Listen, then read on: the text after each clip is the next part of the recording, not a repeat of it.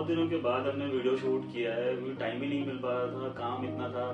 और पिछले कुछ दिनों से हम लोग थोड़ा बाहर ही थे, तो टाइम नहीं मिल पा रहा था वीडियो शूट करने का।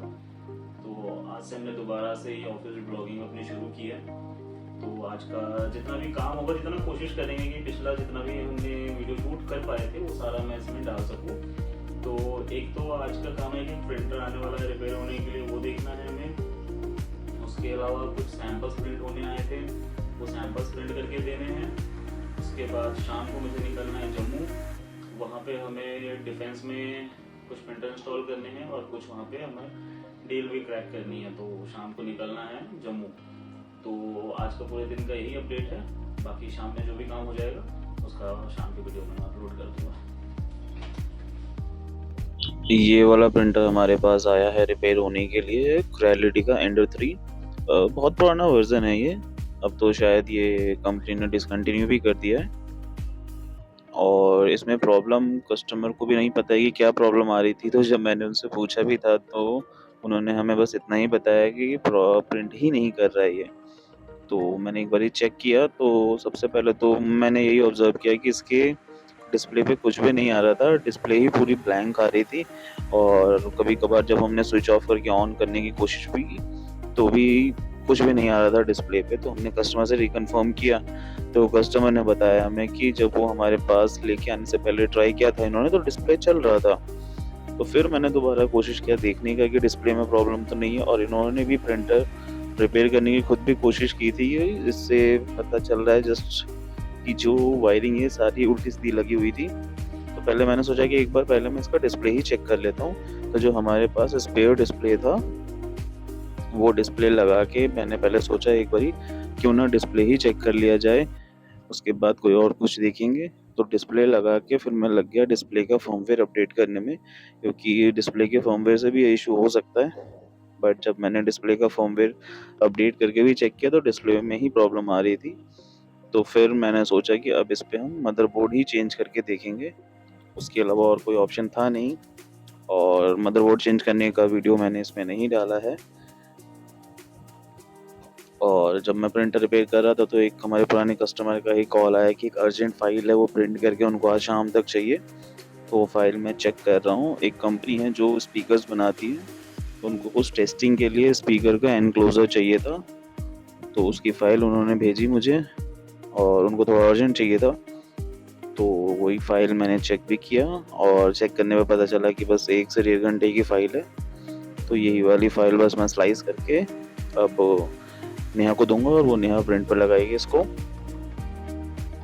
एक स्पीकर का छोटा सा ही पार्ट है, ज़्यादा बड़ा पार्ट भी नहीं है, हार्डली ये 5 सेंटीमीटर का पार्ट था।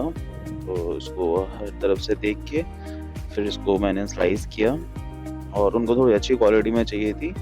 तो फिर मैंने लेयर हाइट, पहले हम 0.20 यूज़ करते हैं नॉर्मली, बट इनके लिए फिर हमने 0.10 पे ट्राई किया। और पहले जब मैंने स्लाइस किया था तो मैं सपोर्ट लगाना भूल गया था, इसीलिए एरर नोटिफिकेशन आया। फिर सपोर्ट लगाने के बाद इसको स्लाइस किया तो पता चला कि 1 से 1.5 घंटे की फाइल है ये।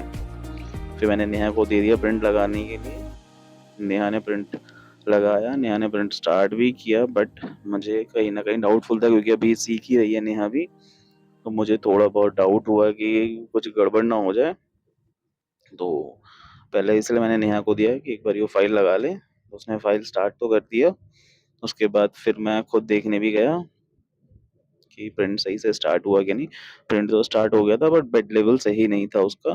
तो फिर मैंने एक बारी, जब तक वो स्टार्ट हो चुका था, बट फिर मैंने देखा कि प्रिंट बहुत ज़्यादा दब के चल रहा है। मैंने उसको स्टॉप करके फिर दोबारा से प्रिंट स्टार्ट कर दिया। तो अभी टाइम लगेगा, नेहा को भी थोड़ा सीखने में, भी सीख ही रही है वो भी। फिर मैंने उसका प्रिंट दोबारा स्टार्ट करके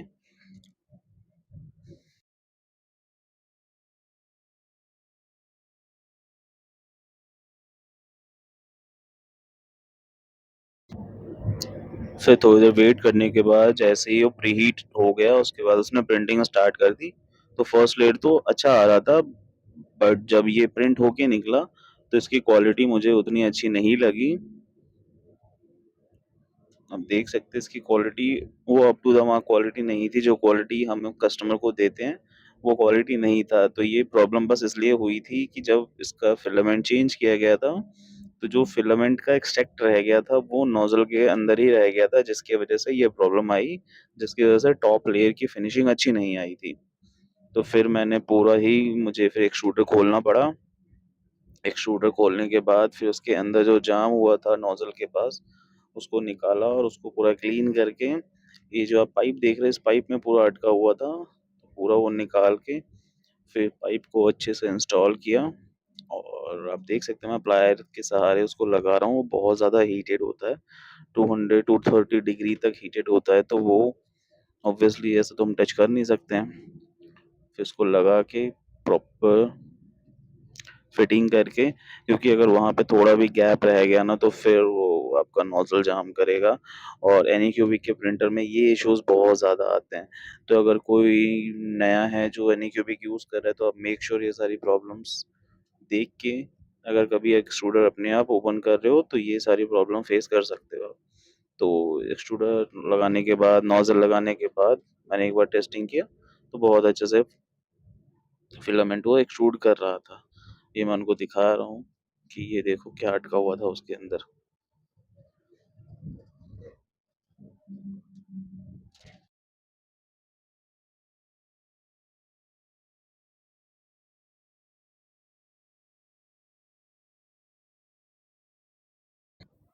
उसके बाद पूरा नोजल इंस्टॉल करके एक्सट्रूडर बॉक्स को लगा दिया हमने।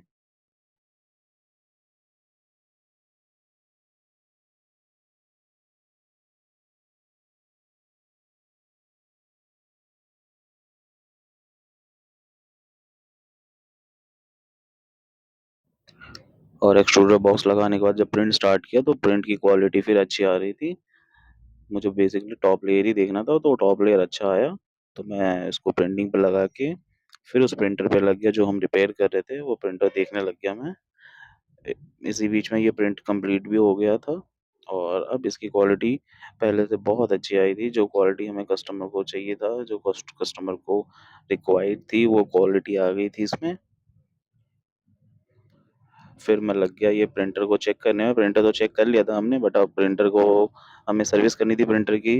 और ये मैंने ऊपर से टॉप लेयर इसलिए खोला क्योंकि उन्होंने जब प्रिंटर अपना डिसअसेंबल करके दोबारा असेंबल किया था, तो जो नोजल की एक्सट्रूडर की वायर थी उसको उन्होंने वाई एक्सिस के अंदर से लगा दिया था, जो कि वो प्रिंटिंग कभी नहीं करेगा। तो इसको ओपन करके ये मैंने वायर को पीछे किया, जैसा आप देख सकते हो कि ये वायर को फिर दोबारा ने पीछे करके फिर रॉड को इंस्टॉल किया मैंने। तो अगर आप लोगों को ही मैं बता दूं, अगर आप लोग एंड्रॉइड 3 परचेज कर रहे हो तो मेक श्योर उसकी प्रॉपर वीडियो ज़रूर देखो इंस्टॉल करने से पहले। नहीं तो बहुत सारे मिस्टेक हो सकते हैं। अभी के जितने भी प्रिंटर्स आ रहे हैं, चाहे बैम्बू लैब के हो, एनी क्यूबिक के हो, वो फिर भी बहुत बेटर है as compare to Android 3। But Android 3 is love, definitely Android 3 is love. तो एंड्रॉइड 3 ही एक ऐसा प्रिंटर है जिससे आप बहुत कुछ सीख सकते हो, क्योंकि इसमें मैक्सिमम पार्ट्स जो होते हैं आपको खुद असेंबल करने पड़ते हैं, और जब आप खुद असेंबल करोगे तभी सीख पाओगे। तो इसको पूरा असेंबल करके इसके स्क्रूज टाइट कर दिए हमने, और ये प्रिंटर पूरा ओपन प्रिंटर आता है। तो अगर कोई प्रिंटर सीखना भी चाहता है चलाना या असेंबल करना या रिपेयर करना, तो एंड्रॉइड 3 से बेस्ट ऑप्शन कोई भी नहीं है। तो उसको पूरा असेंबल करने के बाद फिर मैंने चेक किया तो इनका नोजल भी क्लॉग था। तो नोजल क्लॉग था तो मैंने यही सोचा कि नोजल भी चेंज कर सकते हैं। तो मैंने इनका नोजल भी चेंज कर दिया, और नोजल के लिए मैंने इनसे कोई एक्स्ट्रा चार्जेस नहीं लिए थे, और इनका नोजल लगा दिया। बट नोजल लगाते वक्त मेरे से एक मिस्टेक हो गई कि मैंने पुराना नोजल निकाला और नया नोजल निकाल दिया बिना उसको क्लीन किए हुए। एक्सट्रूडर को क्लीन किए हुए तो हमने लगा तो दिया था, बट जब वो नोजल मैंने चेक किया तो एक्सट्रूड ही नहीं कर रहा था। तो फिर मुझे दोबारा नोजल ओपन करना पड़ा। फिर मैंने उसको क्लीनर से क्लीन किया, तो आप ये देख सकते हैं कि कितना मोटा इसके अंदर अटका पड़ा था ये, और कितने टाइम से अटका पड़ा था। कोई कस्टमर कह रहे थे कि 1 साल से उन्होंने प्रिंटर यूज़ ही नहीं किया था। तो फिर ये करके मैंने नोजल इंस्टॉल किया परफेक्टली। अब नोजल इंस्टॉल भी हो गया है। अब नोजल इंस्टॉल करने के बाद बारी थी इसकी पीटीएफई ट्यूब चेंज करने की, क्योंकि पीटीएफई ट्यूब बहुत ज़्यादा ही स्क्रैच लगा हुआ था इसमें और वो कभी भी बीच में टूट सकता था इन बिटवीन प्रिंट। तो इस पे जितने भी क्लिप लगे होते क्लिप कट करके मैंने पहले पीटीएफई ट्यूब को बाहर निकाला और पहले मैंने कोशिश की कि यही वाला पीटीएफई ट्यूब अगर चल सकता है तो हम यही वाला यूज़ कर लेते, बट ये वाला पीटीएफई ट्यूब नहीं चल पाया क्योंकि बहुत जगह से इसमें कट लगे हुए थे और वो मिड प्रिंट में कभी भी टूट सकता था। तो इसीलिए हमें ये वाला पीटीएफई ट्यूब हमने निकाल दिया और इस बिटवीन जो यहाँ पे क्लिप लगा हुआ था ये भी इनका बहुत लूज था, उल्टा लगा रखा था उन्होंने, जिसकी वजह से मिड प्रिंट में एक्स एक्सिस और जेड एक्सिस में प्रॉब्लम हो सकती थी, लेयर शिफ्ट होने की प्रॉब्लम हो सकती थी, लेयर मिस होने की प्रॉब्लम होती है, ये सारी प्रॉब्लम हो सकती थी। तो अब ये इंस्टॉल करने के बाद मैं एक बार इसको ऑटो होम करके देखा मैंने, तो ऑटो होम करने के बाद प्रिंटर एकदम फर्स्ट क्लास ऑन हो चुका था और नोजल भी अच्छे से एक्सट्रूड कर रहा था। और जब आप एक बार प्रिंटर इंस्टॉल करते हो या फिर प्रिंटर रिपेयर करते हो, उस पे 2-3 घंटे मेहनत करने के बाद जब वो प्रिंटर स्टार्ट होता है और जितना आपका एक्सपेक्टेशन होता है उतना वो चलता है, तो अलग लेवल का सैटिस्फैक्शन मिलता है। बाकियों का पता नहीं, बट मुझे तो सच में बहुत सैटिस्फैक्शन मिलता है।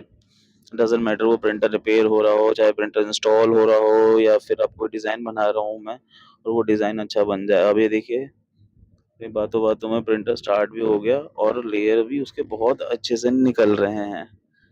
बस अब ये मैं नॉब घुमा के इसका बेड लेवल कर रहा हूँ और इसके लेयर्स बहुत अच्छे से निकल रहे थे, प्रिंटिंग बहुत अच्छे से हो रही थी, व्हील्स भी बहुत अच्छे से काम कर रहे थे, एक्सिस भी इसके बहुत अच्छे से काम कर रहे थे और अब बारी थी प्रिंटर की सर्विस की, प्रिंटर क्लीन करने की। क्योंकि अगर हम सर्विस चार्ज लेते हैं तो हम लोग पूरा प्रिंटर आपका नया बना के देते हैं, ग्रीसिंग करके, ऑयलिंग करके, उसकी क्लीनिंग करके, जितना भी डस्ट है वो सारे डस्ट हटा के, ताकि आपके पास अगर आप प्रिंटर हमारे पास भेज रहे हो तो आपके पास प्रिंटर वापस एकदम अच्छे कंडीशन में जाए और आपको यूज़ करने में भी मज़ा आए। तो पूरा प्रिंटर को हमने पहले क्लीन किया जहाँ-जहाँ डस्ट था और ये काम बस मैं ही नहीं करता हूँ, चाहे जो भी हमारे यहाँ रिपेयरिंग करता है, वो कंप्लीट इसकी सर्विसिंग करके ही देगा आपको। उसके बाद इस पे टेस्ट प्रिंट करने के लिए फिर मैंने स्प्रे लगाया ताकि प्रिंट उस पे अच्छे से स्टिक हो सके और जैसा कि आप देख सकते हैं, प्रिंट बहुत अच्छे से स्टिक हो रहा था। तो वो वाला फ़ाइल जो हमने लगाया था, वो लाइट आने की वजह से ख़राब हो गई थी, तो कस्टमर के मेमोरी कार्ड में ही जो फ़ाइल थी, वही फ़ाइल हमने दोबारा रिपीट की। ये इन्होंने ए लेटर प्रिंट किया, मतलब उसमें जी कोड फ़ाइल थी, उन्होंने पहले कभी प्रिंट किया होगा, तो वही हमने इसमें स्टार्ट कर दिया। तो आप देखिए कितनी अच्छी क्वालिटी बन के आ रही है। और इसी बीच हमारे पास एक फ़ाइल आ गई थी, हमारे एक कस्टमर थे जो परसों आए थे हमारे पास, तो वही टेस्टिंग फ़ाइल चल रही थी, तो वो भी हमने प्रिंट पे लगा दिया। ये है 2-3 घंटे की है, बट उससे पहले हम निकल जाएँगे क्योंकि मुझे भी निकलना है और तब तक 7 बज जाएँगे तो हम लोग निकल जाएँगे। तो ये कल ही कंप्लीट हो पाएगी अब फ़ाइल। तो ये था हमारा रिपेयरिंग का वीडियो और रिपेयर भी अच्छा हो गया और ये कस्टमर है जिनका प्रिंटर हमने रिपेयर किया था। और जब तक में अभी देख सकते हैं 1 घंटे के अंदर इतना प्रिंट कर दिया इसने, बाकी कल सुबह आके ये लोग देखेंगे अपना। तो सर वो शाम तक तो हम लोग कोशिश करेंगे उसको डिलीवर करने का, बट कोशिश करते थे हम शाम तक हो जाए, बट अब कल मॉर्निंग में डिलीवर कर पाएंगे हम। हाँ जी।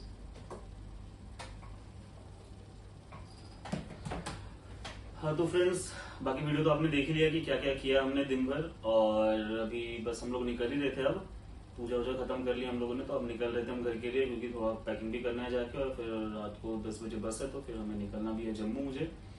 और अभी जो आपने कॉल सुना, एक कस्टमर से बात चली थी, उनका एक फाइल हमें शाम को डिलीवर करना था, बट आज इलेक्ट्रिसिटी बहुत ज़्यादा प्रॉब्लम कर रही थी, क्योंकि हमारे यहाँ मेंटेनेंस का थोड़ा काम चल रहा है, तो इस वजह से वो डिलीवर नहीं हो पाया।